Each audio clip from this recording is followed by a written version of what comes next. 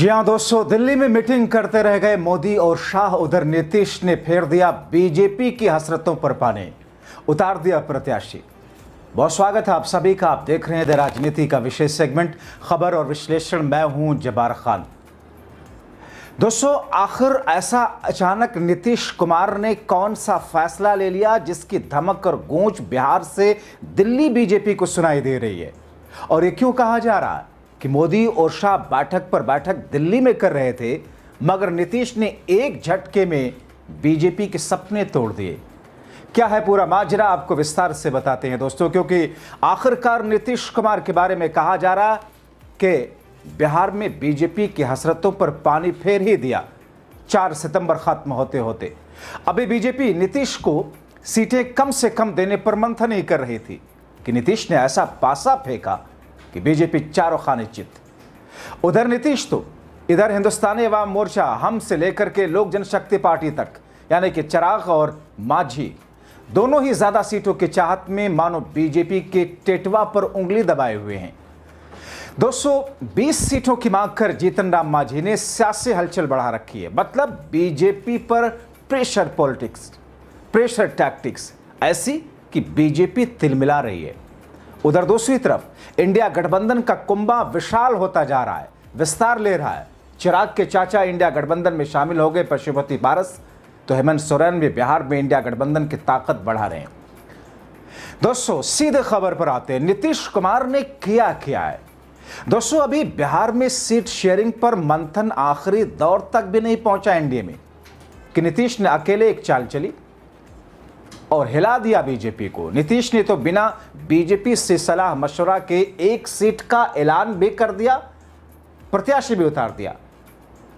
जाहिर तौर पर इस खबर के आने के बाद नीतीश कुमार ने ऐसा करके दरअसल भारतीय जनता पार्टी के उन अरमानों को ब्रेक लगाने की कोशिश की है जिसमें बीजेपी को लग रहा था कि किसी भी तरह कितनी भी सीटें नीतीश को दे देंगे, कौन कौन सी सीटें देंगे हमारी मर्जी से होगा। मगर नीतीश ने ठीक वही किया जो एक वक्त में अखिलेश यादव ने किया था, पहले ही प्रत्याशियों की घोषणा कर दी। अब ऐसी स्थिति में दोस्तों, आपको पता है तेजस्वी यादव ने भी यही किया था।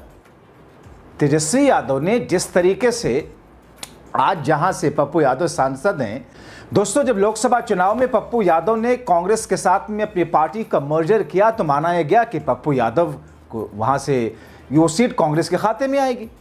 मगर पप्पू यादव से चिढ़ में आरजेडी ने पहले ही प्रत्याशी उतार दिया था। तो दोस्तों, यह और बात है कि पप्पू यादव जीत गए निर्दलीय। तो दोस्तों, नीतीश कुमार ने पहले ही उस सीट को अपने खाते में ले लिया, पहले ही उस सीट पर प्रत्याशी की घोषणा कर दी और बीजेपी के उन अरमानों को ब्रेक लगाया जिसमें बीजेपी को लगा था कि हम कुछ भी करेंगे। वैसे दोस्तों, सलाह मशवरा तो सीट बंटवारे के बाद होनी थी। पहले तो यह होना था कि साहब सीटें बंट जाएं, कितनी कितनी सीटें खाते में आएंगी, और उसके बाद में कौन सी सीट किस इलाके की किसके पास जाएगी उस पर दूसरे राउंड की बैठक होनी थी। मगर दोस्तों, नीतीश ने क्या किया, राजपुर विधानसभा सीट से उम्मीदवार के नाम का ऐलान कर दिया। बक्सर की एक चुनावी रैली के दौरान सीएम नीतीश कुमार ने पूर्व मंत्री संतोष निराला को जिताने की अपील कर डाली। राजपुर विधानसभा से चुनाव मैदान में उतर रहे नीतीश ने ऐलान कर दिया। नीतीश ने बक्सर की रैली में कहा कि कुछ ही दिन चुनाव में बाकी चुनाव होने वाला है, हम आपसे आग्रह करेंगे ध्यान दीजिएगा, इन संतोष निराला को जिताइएगा ना।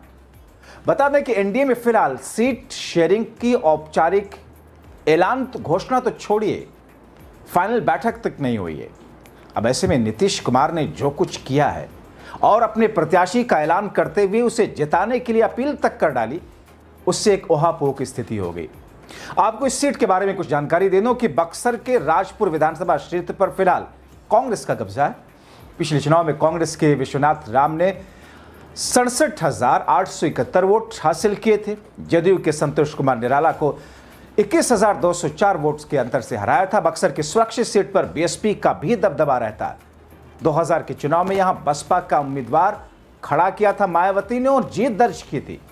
2020 के विधानसभा चुनाव में भी बीएसपी के संजय राम को 43,836 वोट मिले थे।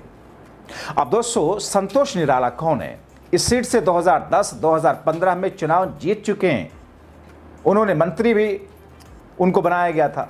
नीतीश कुमार की गुड बुक में रहते हैं। 2020 में जब वो चुनाव हारे तो बाद में उन्हें महादलित आयोग का अध्यक्ष भी बनाया गया। इन दोनों वो फिर से राजपुर में सक्रिय थे। सुशासन की सरकार आपके द्वार अभियान चला रहे थे। एनडीए में फिलहाल सीट शेयरिंग का औपचारिक ऐलान तो छोड़िए, औपचारिक बैठक पूर्ण रूप से नहीं हुई। तो ये कहां से साफ होगा कि साहब कौन सी टीम का प्रत्याशी किस जगह से, कौन सी पार्टी का प्रत्याशी किस जगह से खड़ा होगा। उससे पहले ही नीतीश कुमार ने प्रत्याशी को उतार कर जिताने की अपील कर दी। अब दोस्तों इसके मायने क्या है? दरअसल दोस्तों 2015 में नीतीश आरजेडी के साथ चुनावी मैदान में उतरे और मोदी के पीक वाले, मोदी लहर वाली पोजीशन में भी उस वक्त गठबंधन ने जीत हासिल की। 2020 में तेजस्वी और एनडीए और महागठबंधन के बीच में लड़ाई इतनी कांटे की रही कि महज वोट प्रतिशत करीब करीब बराबर था। महज 13 सीटें ज्यादा जीत पाया था एनडीए।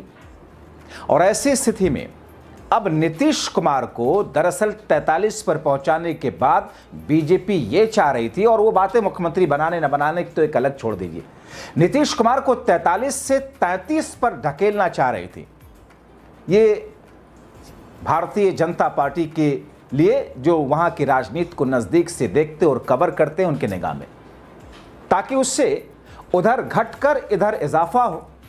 भारतीय जनता पार्टी अपने दम पर, जैसे बीजेपी मध्य प्रदेश में करती है, हरियाणा में करती है, राजस्थान में करती है, गुजरात में करती है, उत्तराखंड में करती है, इस तरीके के बिहार के स्टेट को बनाना चाहती है। क्योंकि दोस्तों बिहार ऐसा राज्य है जहां आज तक बीजेपी अपने दम पर सरकार नहीं बना पाई।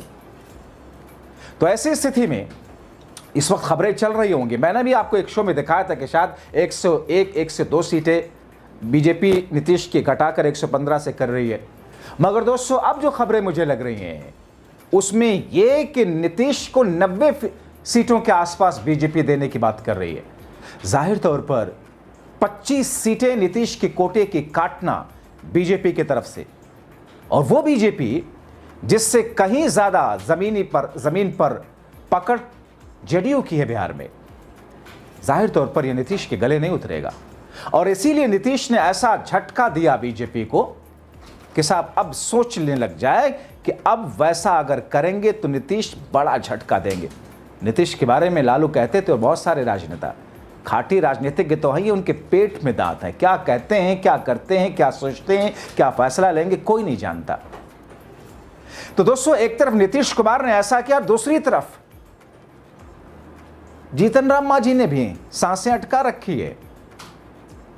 जीतन राम मांझी ने हसरतें जो जाहिर की है और जिस हसरत के साथ वो इस वक्त अड़े हुए हैं, उसमें जीतन राम मांझी बीजेपी को दबाने की कोशिश कर रहे हैं। हालांकि और बात है कि जीतन राम मांझी जितनी सीटें मांग रहे हैं, हसरत जितनी है उतनी हैसियत नहीं जीतन राम मांझी की, यानी कि उनकी हसरत हैसियत से कहीं ज़्यादा दिख रही है और बीजेपी उनको देगी नहीं जाहिर तौर पर। इसीलिए जीतन राम मांझी आंखें दिखा रहे हैं।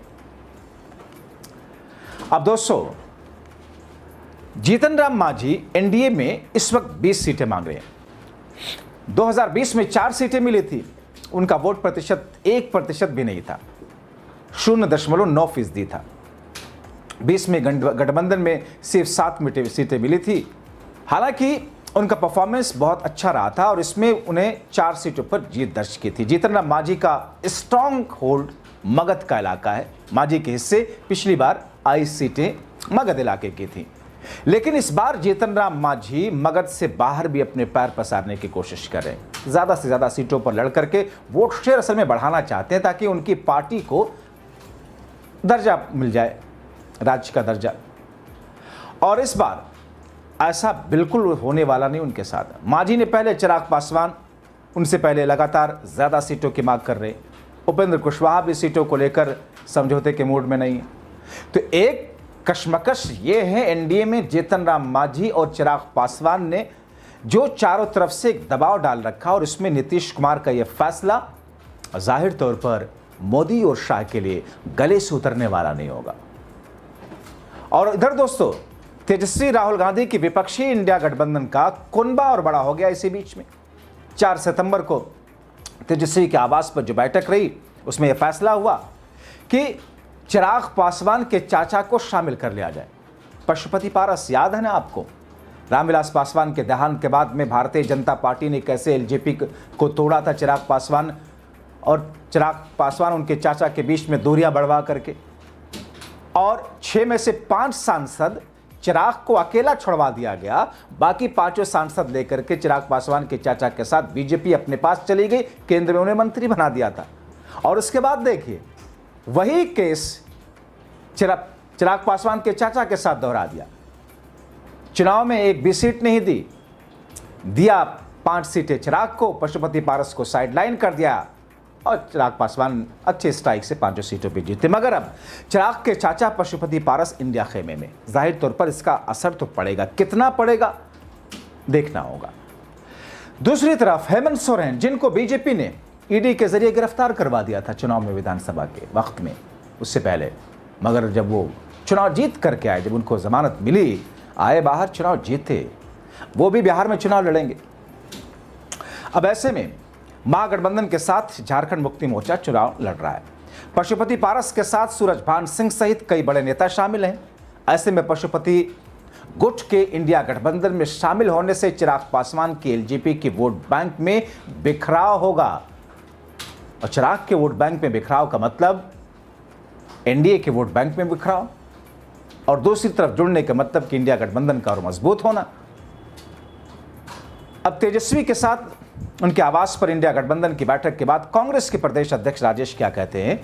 उन्होंने घोषणा किया कि बैठक में फैसला लिया गया है कि झारखंड की मुक्ति मोर्चा और एलजेपी, चिराग पासवान के चाचा वाली, पशुपति पारस वाली इंडिया गठबंधन का हिस्सा है, मिलकर के चुनाव लड़ेंगे। तो अब एक तरफ जहां पर इंडिया गठबंधन मजबूत और बड़ा कुनबा हो रहा है, दूसरी तरफ एनडीए इस वक्त सुकड़ा सुकड़ा सा दिख रहा है, और फिर एनडीए के अंदर ही एनडीए के 3 सहयोगी बीजेपी के टिटवे पर अंगूठा और उंगली दबाए हुए हैं। अब ऐसे में बीजेपी का आर पार कैसे पाएगी?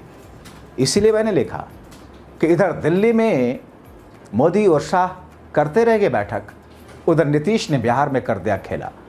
तो ऐसी स्थिति में इस खेला का फायदा नीतीश कुमार को कितना मिलेगा? नीतीश कुमार किस तौर पर बीजेपी को प्रेशर देने में कामयाब होंगे सीटों के बंटवारे को लेकर के? इंतजार करना होगा। आप क्या सोचते हैं दोस्तों? अपने राय कमेंट बॉक्स में जरूर लिखें। अभी के लिए इतना ही, बहुत शुक्रिया।